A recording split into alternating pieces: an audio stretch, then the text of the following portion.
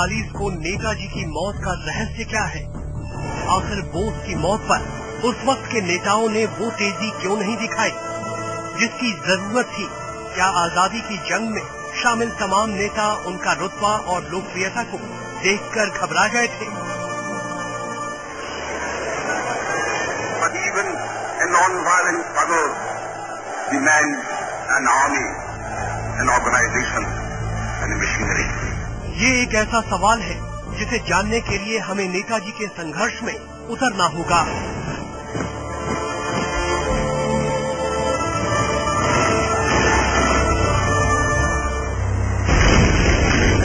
23 जनवरी 1897 को नेताजी सुभाष चंद्र बोस का जन्म उड़ीसा के कटक में हुआ था। पिता जानकीनाथ बोस और मां प्रभावती की 14 संतानों में बोस उनके 5वें लड़के और 9वीं संतान थे। बोस में आजादी की लौ बचपन से जल रही थी। युवा होते होते आजादी की वो लौ एक ज्वाला बन चुकी थी।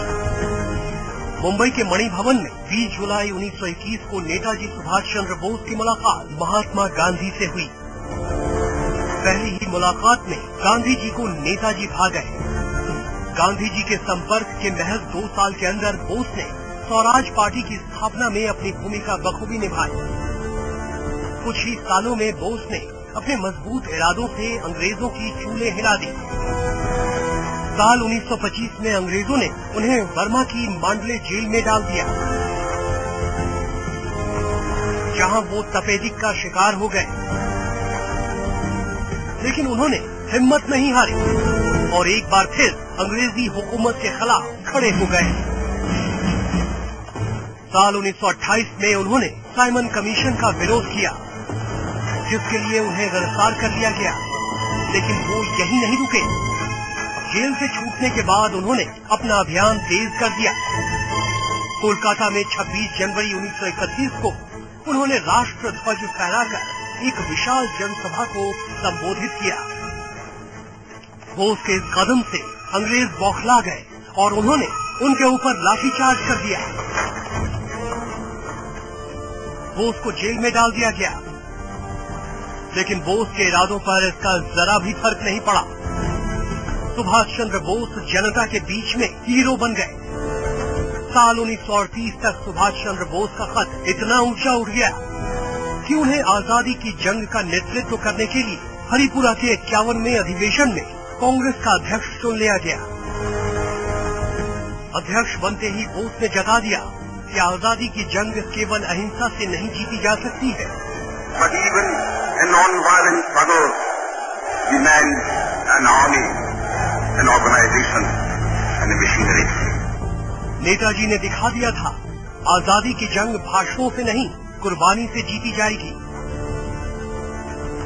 लेकिन सुभाष चंद्र बोस के इस भाषण से गांधी जी को ऐसा झटका लगा कि उन्होंने मन बना लिया कि सुभाष चंद्र बोस को दोबारा कांग्रेस का अध्यक्ष नहीं बनाएंगे। सुभाष ने इस चुनौती के खिलाफ जवाबी मोर्चा खोल दिया। सुभाष चंद्र बोस ने आजादी की जंग के लिए साल 1939 में फॉरवर्ड ब्लॉक की स्थापना कर दी, जिससे गांधी जी के साथ साथ उनके कांग्रेस में भी संपर्क हो गए। तो क्या यही वो वजह थी जिसकी वजह से बोस की मौत की जांच में तेजी नहीं लाई गई?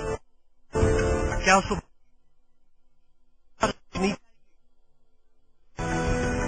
इसका एक सबूत कन्हैयालाल बसु की मशहूर किताब नेताजी रीडिस्कवर्ड के पेज नंबर 347 पर मिलता है, जिसमें लिखा है, जब नेताजी की आजाद हिंद फौज ने हिंदुस्तान पर हमला करके अंडमान और निकोबार को अपने कब्जे में लिया था, तो उस वक्त नेहरू ने इसका सख्त विरोध किया था और उन्होंने बोस पर नाराज होते हुए कहा था कि मुझे हिंदुस्तान पर इस तरह के हमले का विरोध करते हुए कोई झिझक नहीं हो रही है। कोई भी शख्स भारत में इस तरह से हमला करके नहीं आ सकता है। इस बयान से साफ पता चलता है कि बोस पूरी तरह से कांग्रेस के नेताओं से दूर हो चुके थे। बोस की मौत से जुड़े दुनिया के कुछ जानकारों का यहाँ तक कहना है कि बोस की मौत का रहस्य जवाहरलाल नेहरू को पता था। Some elements are that Bose was in a Soviet prison and he lived there for decades even, and Nehru did everything to convince Stalin that Bose should stay in that prison, not be allowed to come back. It was in Nehru's interest that Bose did not reappear in independent India. It must be Nehru's doing. There is no proof for that, but it's interesting that this conspiracy theories, even when in 1997 there was Bose's 100th birthday, still some conspiracy theories were very much alive. इस बयान में कितनी सच्चाई है ये कहना तो मुश्किल है, लेकिन बात यहीं खत्म नहीं होती। महात्मा गांधी के निजी सचिव रहे खुर्शीद नेहरू जी ने 22 जुलाई 1946 को अमेरिकी पत्रकार लुई फिशर को एक पत्र लिखा था, जिसमें उन्होंने एक जगह जिक्र किया है कि आजाद हिंद फौज करोड़ों भारतीयों के दिलों में बसती है। अगर सुभाष चंद्र बोस रूस की मदद से हिंदुस्तान लौट आए तो लोग गांधी या फिर कांग्रेस की बात नहीं सुनेंगे।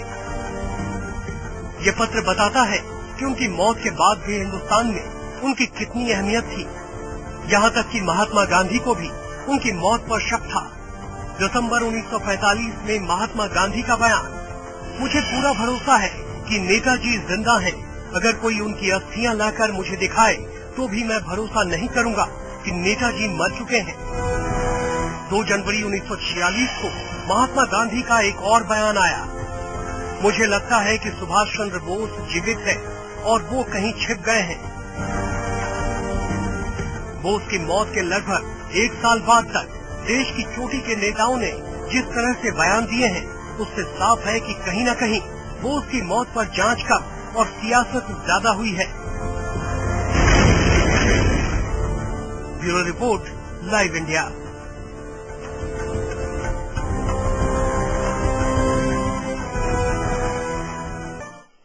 बोस अनसुलझा रहस्य, हमारी खास पेशकश जारी है। ये बड़े अचंभे वाली बात है कि जिस राष्ट्रभक्त ने अपने आप को देश के लिए कुर्बान कर दिया, उसकी मौत पर सियासत करने में देश के नेताओं को जरा सी भी हिचक नहीं हुई। आखिर सरकार और कमीशन की जांच में ऐसा क्या था कि बोस की मौत का राज सुलझने के बजाय और उलझता चला गया?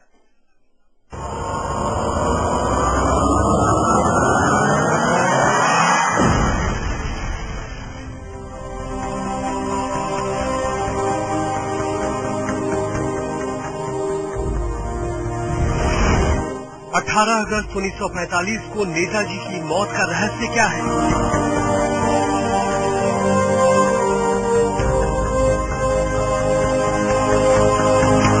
मौत के 65 से ज्यादा सालों के बाद भी बोस की मौत की मिस्ट्री क्यों नहीं सुलझ पाई?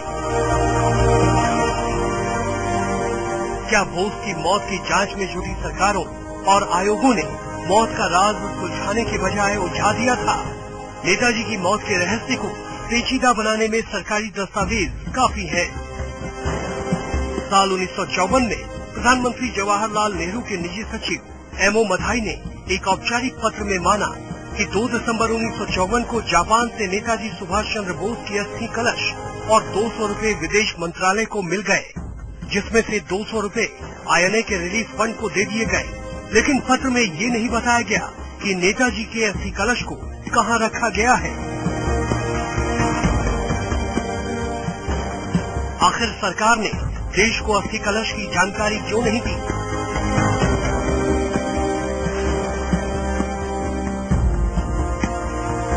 इस घटना के लगभग 50 साल बाद एक ऐसा वाकया हुआ जिसने बोस की मौत के रहस्य को और उलझा दिया। प्रधानमंत्री अटल बिहारी वाजपेयी जापान यात्रा के दौरान टोक्यो गए थे, जहां उन्होंने रेनकुजी मंदिर में नेताजी की अस्थियों के सामने माथा टेका।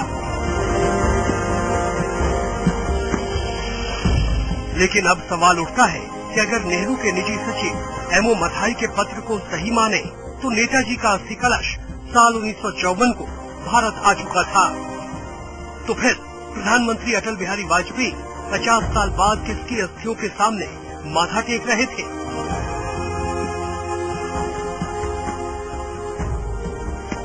इतना ही नहीं, प्रधानमंत्री अटल बिहारी वाजपेयी का एक और पत्र मौत की गुत्थी को और भी उलझा देता है, जिसमें उन्होंने लिखा है कि सरकार को नहीं लगता कि टोक्यो के रेनकोजी मंदिर से नेताजी के अस्थि कलश को भारत लाने की जरूरत है। यानी एक बार फिर बोस की मौत की गुत्थी सुलझने की बजाय उलझ गई।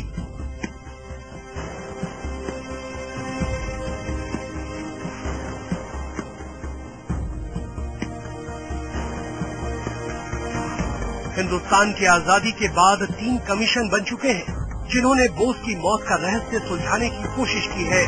सबसे पहला आयोग साल 1956 में बनाया गया, जिसका जिम्मा शाहनवाज आयोग को सौंपा गया। इस आयोग ने अपनी रिपोर्ट में बताया कि बोस की मौत विमान हादसे में हुई है।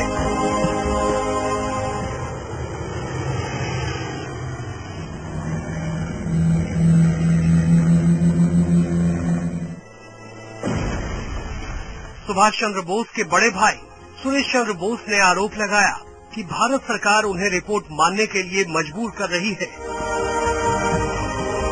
यानी बोस की मौत का रहस्य ही रह गया। इसके बाद साल 1977 में एक बार फिर दोबारा जांच के लिए 1 सदस्यीय जीडी खोसला आयोग बनाया गया। आयोग ने 4 साल तक जांच करने के बाद पाया कि बोस की मौत विमान हादसे में हुई है।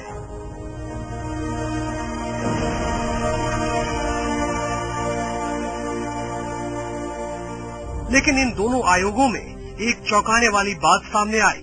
दोनों आयोगों में किसी ने भी ताइवान सरकार से पूछताछ नहीं की, जबकि विमान दुर्घटना ताइवान में हुई थी।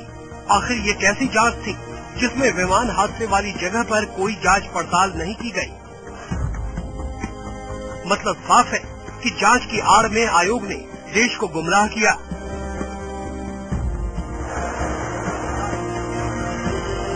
तीसरा आयोग यानी मुखर्जी आयोग की रिपोर्ट ने जनता के साथ सरकार तक को चौंका दिया। साल 2005 में जस्टिस मनोज मुखर्जी ने अपनी जांच रिपोर्ट पेश करते हुए कहा कि सुभाष चंद्र बोस की मौत विमान हादसे में हुई है। इसका उन्हें कोई सबूत नहीं मिला है। Beloved leader of the country, the people must know about what happened ultimately. My findings are, so to speak, is partial in the sense that I have already said the earlier findings of his death is not correct. The ashes are not here. आयोग की इस report पर बौखलाई सरकार ने इस report को पूरी तरह से खारिज कर दिया। अब सवाल उठता है कि आखिर सरकार और आयोगों ने नेताजी के विमान हादसे पर कैसी जांच की है, जिसमें बोस की मौत के रहस्य को सुलझाने के बजाय उलझा दिया है। Bureau report, live India.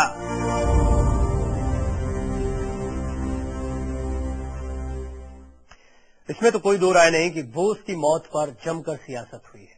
अब भी कई सवाल ऐसे हैं जिनके जवाब नहीं मिल पाए। लेकिन बोस होते तो देश में क्या बदलाव हो सकता था, राजनीतिक परिदृश्य किस तरह से बदला हुआ होता, इस पर भी एक नजर डालेंगे छोटे से ब्रेक के बाद। A non-violent struggle demands an army, an organization, and a machinery.